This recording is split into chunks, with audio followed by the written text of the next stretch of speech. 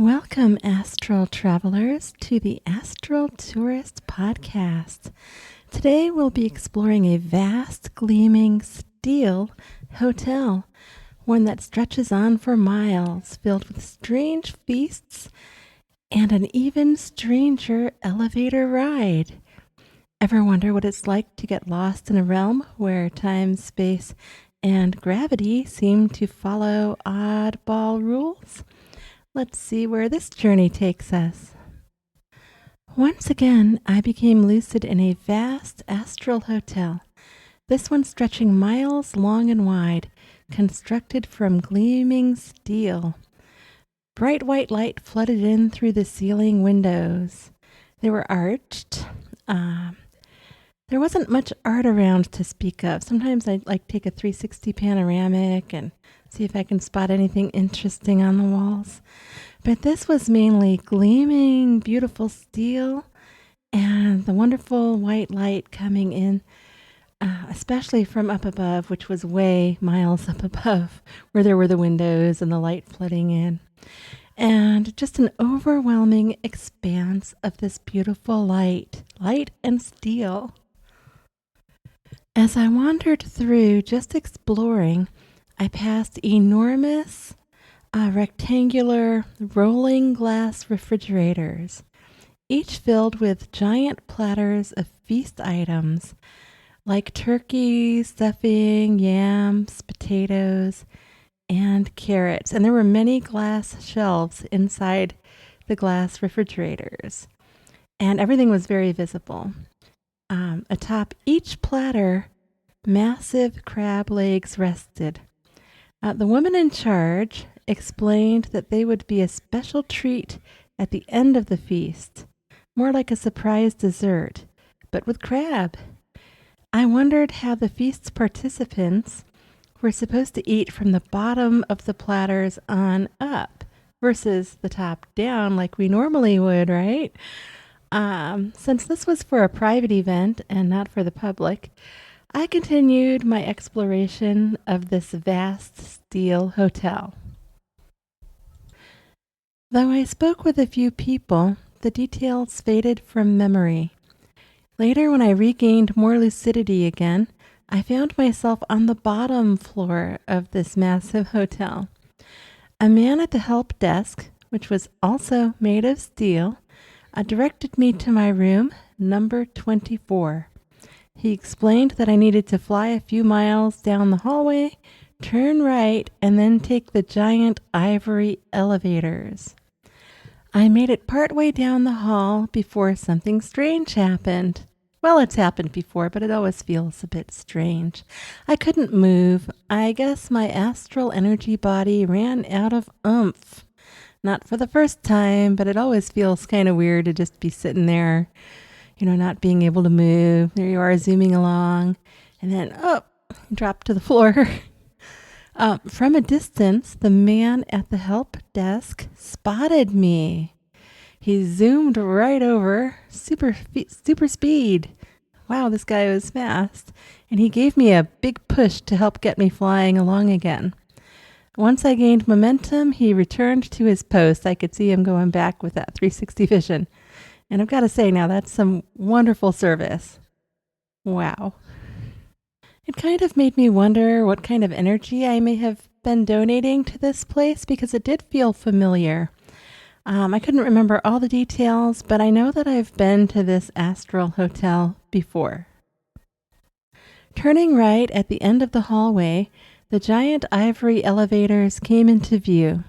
I couldn't help but wonder what my room would be like. Would it follow the ivory theme or stick with the steel motif? As I neared the elevators, I noticed something odd. The room numbers weren't in any particular order, and this has happened before. Anybody who's been around these wonky elevators knows that nothing ever really goes like you plan. They seemed completely random, with no floors listed even, just the room numbers glowing in golden light to indicate the active rooms. I just knew that that's what it meant intuitively. And again, I think I've been there before, so information was, there in my subconscious already. In this case, room 75 was followed by 24, my room, and then 112 and a few others I couldn't quite recall. A woman to my left mentioned that she had the key to unlock the elevator. A second woman was floating to my right and just back a little bit, waiting for the door to open just like I was. It seemed the woman on the left was the one headed to room 75. When the elevator doors opened, we all drifted in, and everybody was being careful about how they were moving. So I already knew just from that these women were pros. They've been to these types of hotels before. They've been in these kinds of elevators before. They knew to be careful. It's always nice to not touch other people without being invited to. That's just astral etiquette. Okay, so there were glowing numbers on the back wall, which showed which rooms were active. I was supposed to be the second stop. That's what I saw at first. My number was the second one, flashing and such on the back wall to the right of the 75. But of course, things did not go as planned. The elevator jolted to life, not with the smooth rise one might expect from a normal elevator, of course, but with a violent shaking motion. It moved erratically, taking sharp, disorienting turns as if it had no clear direction. Sometimes it wobbled, and we all tried to steady it by shifting our positions and weight. I found it best to kind of be in the middle of it and a little bit to the left. This is difficult to describe. This is a rectangular elevator. It's not like our common vertical ones.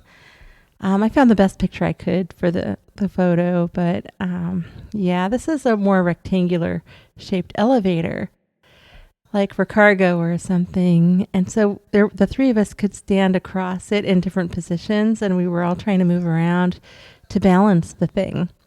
The room numbers on the display shifted too, and soon mine was last on the list.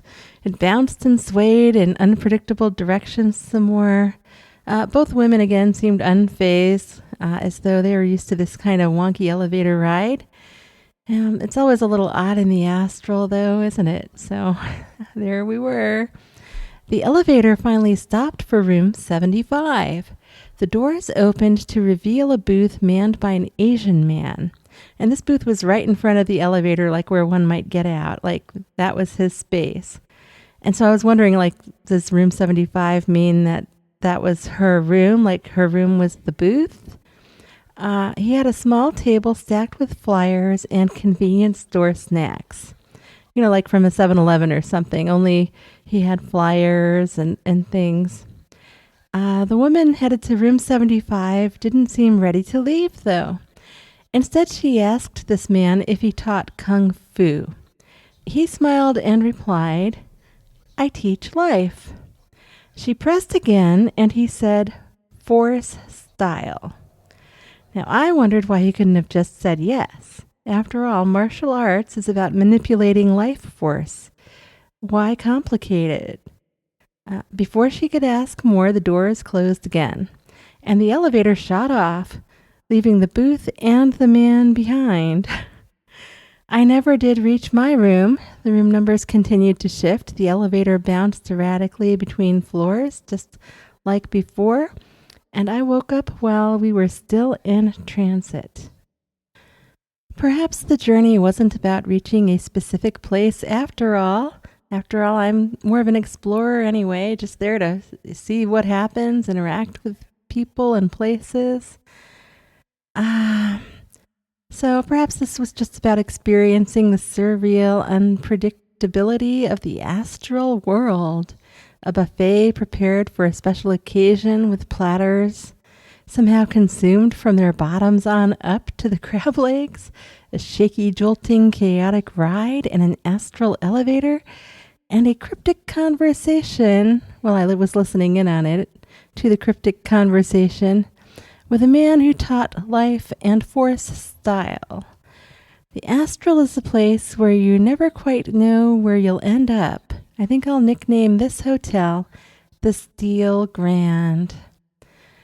Well, that's all for today's astral escapade. From crab feasts to unpredictable elevators, the astral world never fails to surprise. Remember, it's not always about the destination. It's about the chaotic, unexpected journey that makes it all so fascinating. Please be sure to subscribe, like, and share.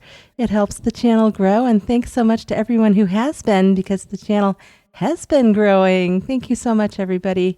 Thanks for tuning in. Until next time, keep your eyes wide and your mind even wider. Happy astral travels.